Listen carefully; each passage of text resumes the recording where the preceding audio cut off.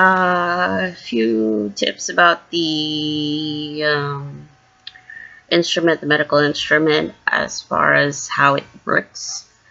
One thing I wanted to mention is that producing some sort of response in the brain, if we're doing it through something that's not organic, as in it's not like a chemical that you're putting into the brain. If you're actually using something that's non-chemical to produce a reaction in the brain, more than likely what would happen is that the brain is not going to respond to it as it naturally does. So in my opinion, when this instrument has keywords that go into it from the software portion of the entire like, I guess, makeup of it, what's going to happen is that the brain is going to be introduced to one keyword after another. It's not going to try to recognize all the keywords at once. You know why? Because it can't. Because if you're trying to create a reaction in the brain that is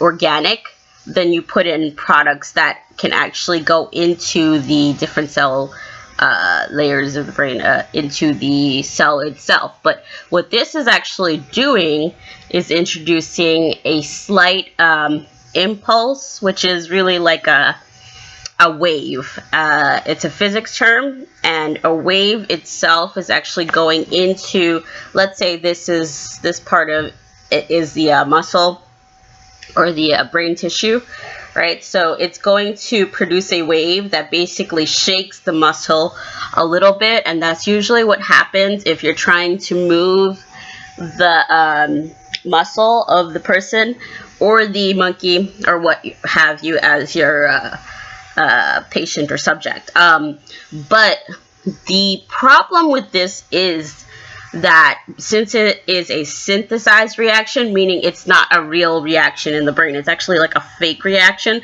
that is caused by a machine. So if you can imagine me being hooked up to a machine, having like a wire even coming out of my ear would make it a lot more realistic, the way that the entire makeup of the instrument and the computer part work together. So I would say that you should actually minimize the keywords, and yes, any sort of keyword which is bad What are you doing? would have, I'm trying to do a speech or something that's important.